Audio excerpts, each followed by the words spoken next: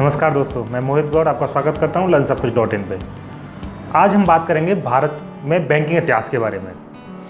भारत में बैंकिंग का इतिहास काफ़ी पुराना है। शुरू में ईस्ट इंडिया कंपनी द्वारा 3 बैंकों की शुरुआत की गई थी, जिनके नाम थे bank of Bengal, bank of Bombay और बैंक ऑफ मद्रास। बाद में इन तीनों बैंकों को मिला के एक नया बैंक बनाया गया, उसका नाम हुआ इम्पीरियल बैंक। और सन 1955 में इस इम्पीरियल बैंक का विलय भारतीय स्टेट बैंक में कर दिया गया। इसके बाद 19 जुलाई सन 1969 को देश के प्रमुख 14 बैंकों का राष्ट्रीयकरण किया गया। ये सभी बैंक वाणिज्य बैंक थे। इसी तरह 15 अप्रैल 1980 को निजी क्षेत्र के 6 बैंकों का राष्ट्रीयकरण किया गया, लेकिन बाद में अक्टूबर 1993 में न्यू बैंक ऑफ इंडिया का विलय पंजाब नेशनल बैंक में कर दिया गया और इस समय देश में 19 राष्ट्रीयकृत बैंक कार्यरत है। तो चलिए जानते हैं इन 19 राष्ट्रीयकृत बैंकों के बारे में। तो हम शुरू करते हैं इलाहाबाद बैंक से। इलाहाबाद बैंक की स्थापना 24 अप्रैल 1865 को हुई थी। इसका मुख्यालय कोलकाता में है। यह भारत का सबसे पुराना जॉइंट स्टॉक बैंक है। इस बैंक की एक शाखा भारत से बाहर हांगकांग में स्थित है। इसके बाद बैंक ऑफ बड़ौदा। इस बैंक की स्थापना राणाजीराव गायकवाड़ तृतीय के द्वारा 1908 ईस्वी को की गई थी। इसका मुख्यालय बड़ोदरा में है। इस बैंक का राष्ट्रीयकरण 19 जुलाई 1969 को हुआ था। इसके बाद bank of India. Bank of India की स्थापना 7 सितंबर 1906 को की गई थी। इसका मुख्यालय मुंबई में स्थित है। इस बैंक का राष्ट्रीयकरण 1969 को हुआ था। बैंक ऑफ इंडिया भारत में Swift society for world wide interbank financial telecommunication का एक संस्थापक है। इसके बाद नाम आता है केनरा बैंक का। केनरा बैंक भारत का प्रमुख वाणिज्य बैंक है। इसकी स्थापना 1906 में हुई थी। इस बैंक का मुख्यालय बंगलुरु में है। टोटल ब्रांच बैंकिंग के लिए ISO प्रमाण पत्र प्राप्त करने वाला यह पहला बैंक है। Bank of Maharashtra. Bank of Maharashtra की स्थापना 16 सितंबर 1935 को हुई थी। इस बैंक का उद्देश्य आम आदमी तक बैंकिंग सुविधा पहुंचाना है और सभी बैंकिंग जरूरतों को पूरा करना है।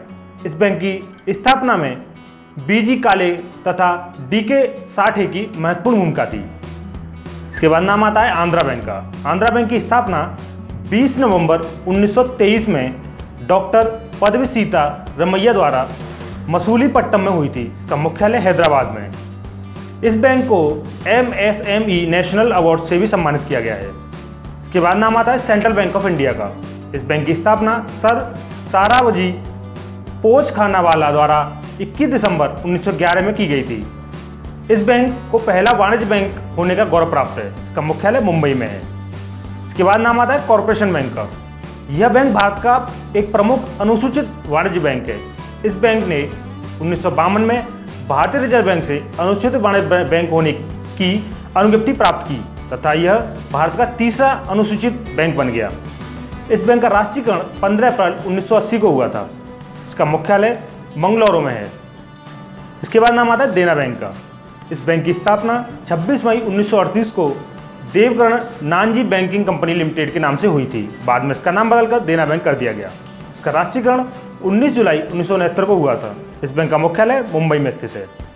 इसके बाद नाम आता है इंडियन बैंक। इंडियन बैंक की स्थापना 15 अप्रैल 1907 को हुई थी। इसका राष्ट्रीयकरण 19 जुलाई 1969 को हुआ था और इस बैंक का मुख्यालय चेन्नई में स्थित है।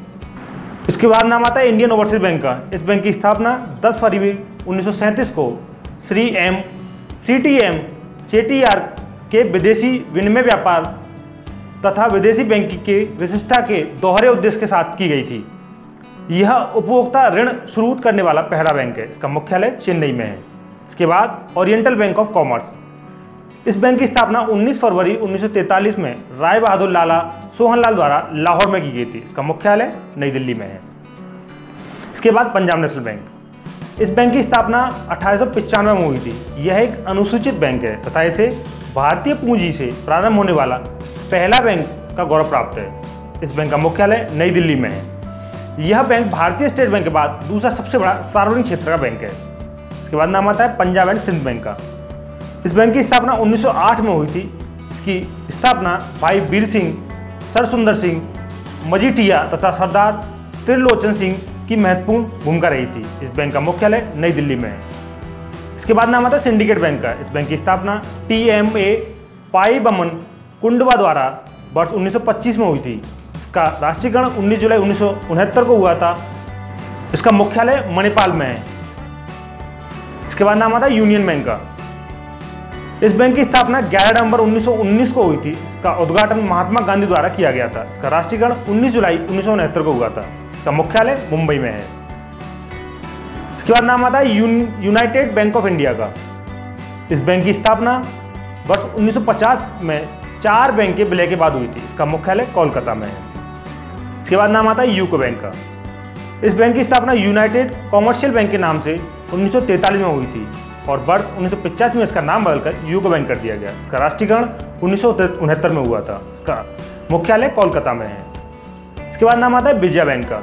विजया बैंक की स्थापना 23 अक्टूबर 1931 को पट्टापर बालकृष्णन द्वारा की गई थी। इसका राष्ट्रीयकरण 15 अप्रैल 1980 को हुआ था और इस बैंक का मुख्यालय बेंगलुरु में है। आशा है हमारे द्वारा दी गई जानकारी आपको पसंद आई होगी, तो हमारे चैनल को सब्सक्राइब करें, लाइक करें, कमेंट करें। धन्यवाद।